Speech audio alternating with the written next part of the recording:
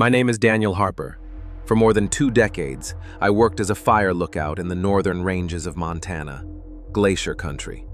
If you've never been, it's the kind of wilderness that swallows people whole. A place so vast and untouched that a man can hike for days and never see another soul. The kind of land where the mountains block out half the sky and the tree line feels endless. I thought I knew what I was signing up for. The job sounded simple on paper. Spend your summer in a tower high above the pines, watch for smoke, call in fires before they spread. They told us the towers were there to keep the forest safe, to keep people safe. And for years, I believed that. But here's the truth. They never told us everything. They told us the trees were dangerous because they could burn. But that's not why we were really up here. I didn't understand it at first. Not until I began to notice the patterns. The way the official reports didn't line up with what I actually saw through the scope. The way certain sections of forest were marked off limits, not because of fire risk, but because of something else. Places we were told to monitor carefully, but never to step foot in. And then there were the nights. You don't forget nights alone in those towers. Perched above the canopy, every sound rises to meet you. The owls, the coyotes, the shifting of trees against one another. But sometimes, there were noises that didn't fit, echoes that traveled too far, voices where there shouldn't have been voices, knocks that came from the outside walls, 40 feet off the ground. That's when the realization began to sink in. The job wasn't about fire prevention. Not really. The towers weren't built just to see the flames. They were built to see something else. Because the forest itself, it was watching back. That's the part nobody wanted to admit. Not the service, not the rangers, not even the locals who whispered about the tree line after dark.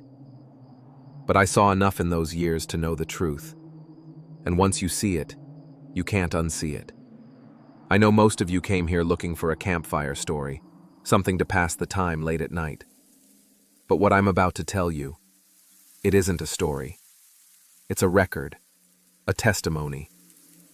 And when you finish here, people imagine fire lookout duty as a kind of solitude you can choose, a summer retreat, a chance to read books, write in a journal, watch storms roll across the horizon. But the truth is, when you're out there, you are cut off from the world in every sense. The tower where I spent most of my time stood nearly 30 miles from the nearest paved road. To get there, you drove an old logging route that hadn't been maintained in years, switchbacks carved into the mountainside and mud ruts deep enough to snap an axle. Most visitors gave up long before the halfway mark. By the time you reached the base of the tower, you already felt like you'd left civilization behind. And once you climbed those narrow steps to the top, the isolation became complete. No houses, no headlights, no other towers in sight. Just an ocean of green stretching to the horizon, and you in the middle of it, alone. The service gave us training manuals, of course, lists of procedures, check-ins over the radio, rules for documenting cloud movement and fire hazards. But tucked inside, at the back of the packet, there were always additional instructions, quiet ones, never acknowledged during orientation. One line in particular I'll never forget. Written in plain type, without explanation. Never shine your light into the northern stands after midnight. I asked about it once, early on.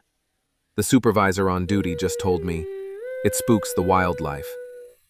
He didn't look me in the eye when he said it. You learn quickly not to press questions like that. Out here, too many things are brushed aside with half answers, and if you keep pushing, you risk being transferred off the tower altogether. Still, I couldn't stop thinking about it. What made the northern woods so different? The first summer, I followed the rule. I kept my lamp low, shut the blinds, let the night pass. But even without the light, I began to notice things that didn't fit. It started with the trees themselves. From the tower, you can see miles of forest canopy, a shifting, endless pattern of crowns and branches. But certain groves, always to the north, stood out.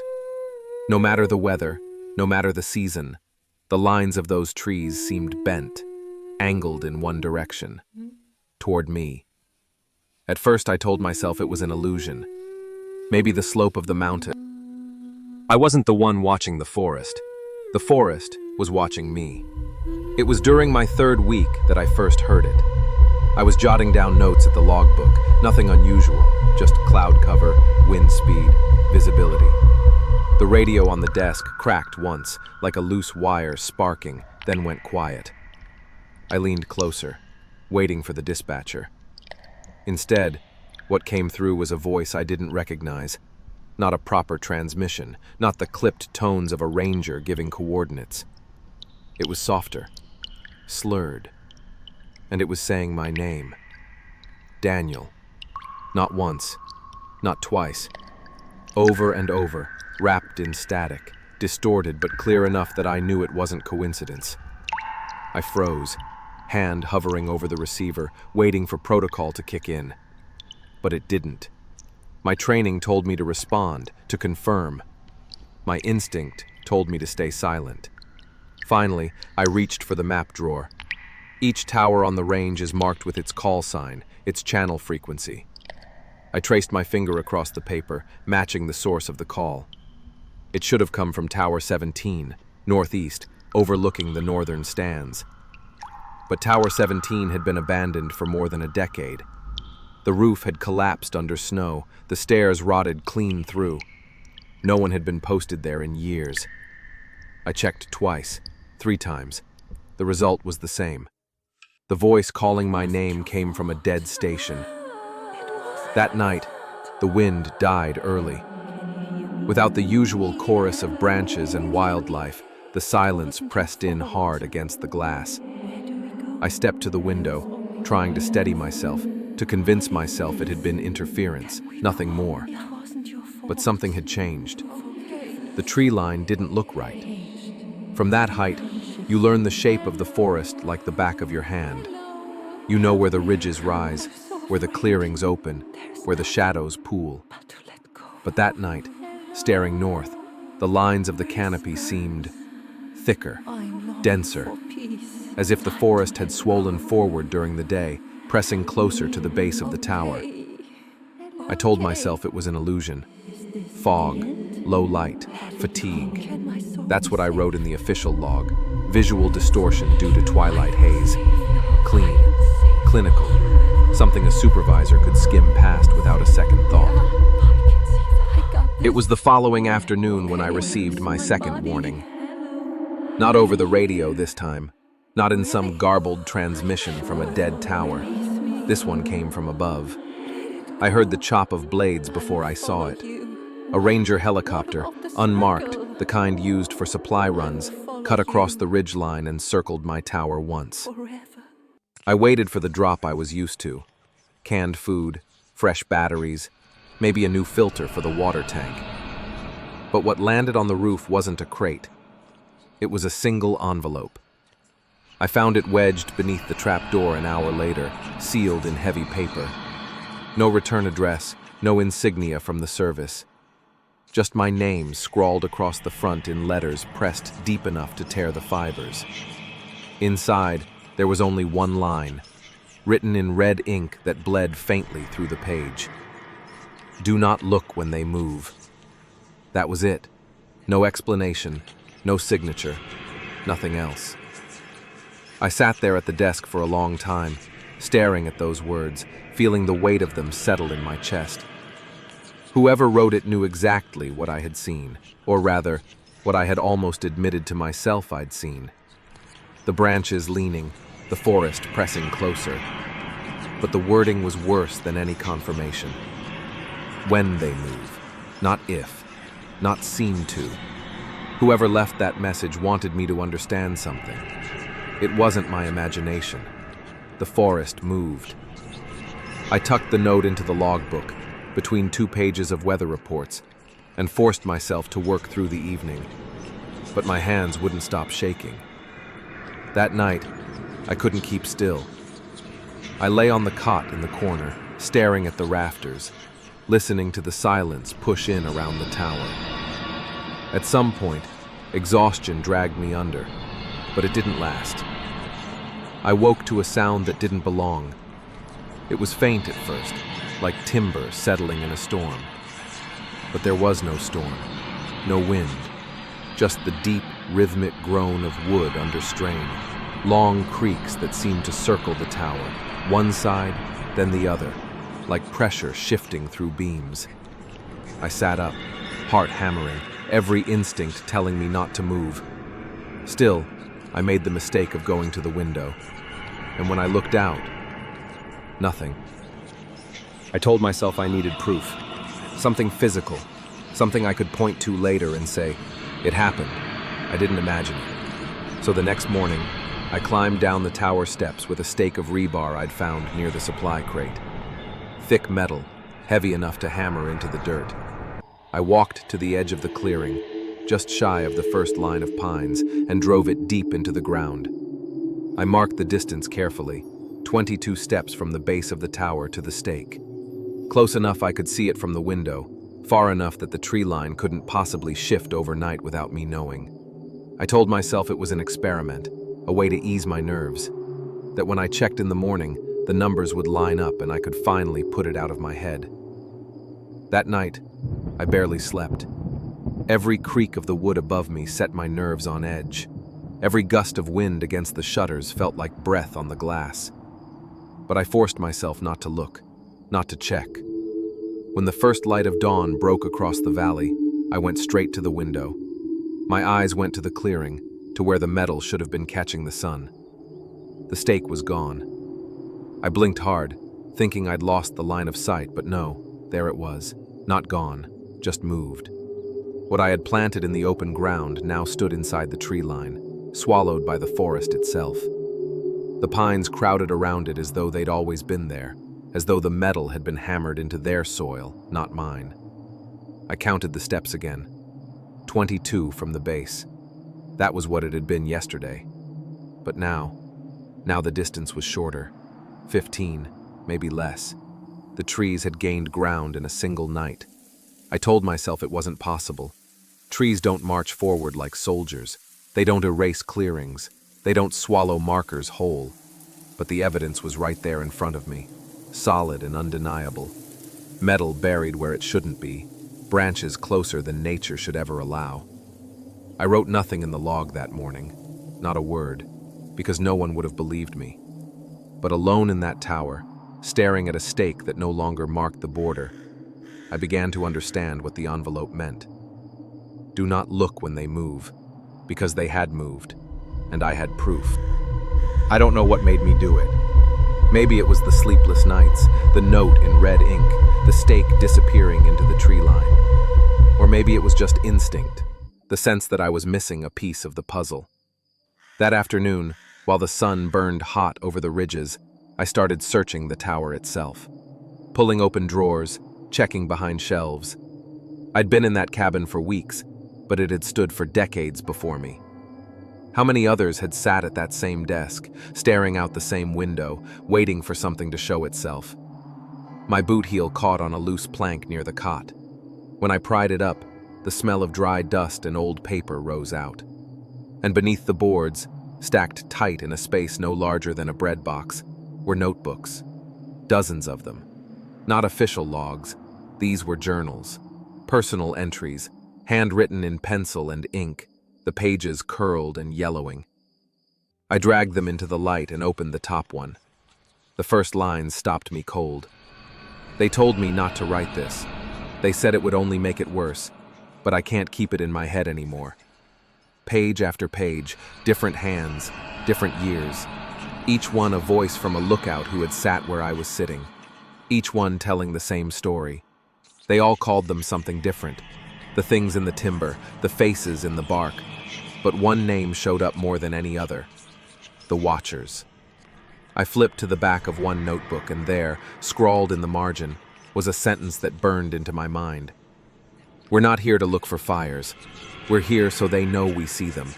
If no one watches, they move freely. The words trembled on the page, the handwriting sharp and jagged, as though written in panic. I sat there at the desk with the journals spread out before me, hands shaking, listening to the dead air on the radio. It hit me all at once. The towers weren't built for smoke. They were built for sight, for surveillance. Not us watching for disaster, them making sure they're seen. I could feel the panic crawl up my spine, the realization that everything I thought I knew about my job was a lie. The towers weren't protecting us from the forest. They were keeping the forest from moving unchecked. And as I read those words, I realized something worse. I was alone. If I failed to keep watch... Midnight. The clock ticked over, and the forest went completely still. No owls, no crickets, not even the small shiver of leaves rubbing against one another. It was the kind of silence that doesn't happen naturally, like everything out there was holding its breath at the same time. I sat at the window with my logbook open but empty, staring out into the dark. The tower's lantern burned low, casting long, soft shadows across the floorboards. Then I heard it.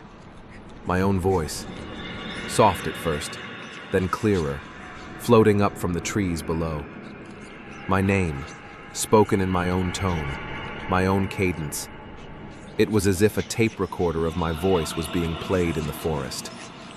But there was no echo, no distortion. Just my voice calling up from the dark, over and over. Daniel, Daniel. It rose and fell with no rhythm, no pattern. Sometimes near, sometimes far. Sometimes overlapping itself, like more than one version speaking at once. I grabbed the binoculars and trained them on the tree line. At first, all I saw was the usual jagged pattern of pines. But then my eyes began to adjust to the shapes between the trunks, the spaces that should have been empty. And I realized they weren't empty at all. They looked like trees at first, dark, tall, unmoving. But the longer I stared, the less they resembled trees. The outlines were wrong. The angles of the limbs bent just slightly in ways no branches should. Long, vertical shapes, some leaning, some perfectly straight, yet all of them tilted just enough toward the tower, like a crowd frozen mid-step. One of them shifted, just a fraction. Not swaying like a tree in the wind, bending deliberately, as if craning to see me better. Through the glass, the air inside the tower felt suddenly colder. That's when the radio blared to life. No call sign, no introduction, just a single voice, urgent, flat, as if spoken through clenched teeth. Do not stop watching. Then static. Nothing else. I kept the binoculars fixed on those shapes, my eyes burning, every instinct screaming to look away. But the note in red ink, the journals, the warnings, they all pointed to this moment. If I stopped watching, they moved.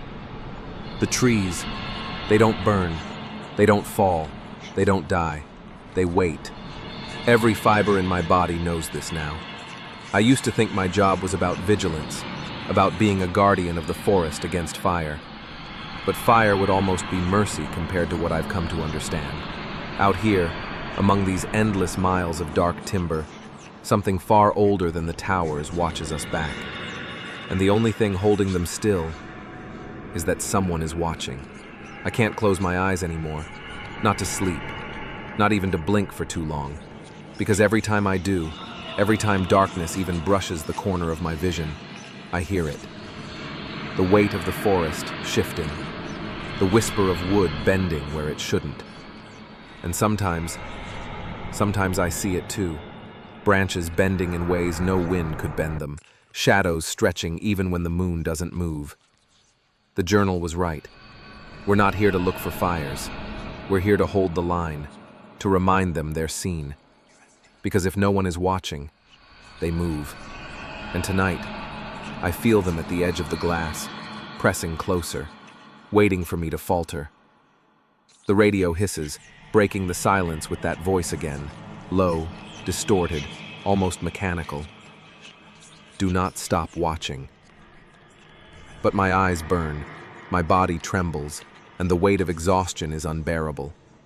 I'm only human, and they know that.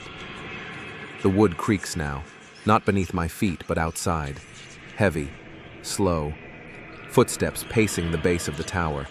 The sound of bark splitting, of something rising taller than the trees themselves. If I shut my eyes for even a breath too long, I know what I'll see when I open them again. Not forest, not shadows, not trees. They'll be here. The trees don't burn. They don't fall. They don't die. They wait. And if I ever close my eyes, they'll finally move.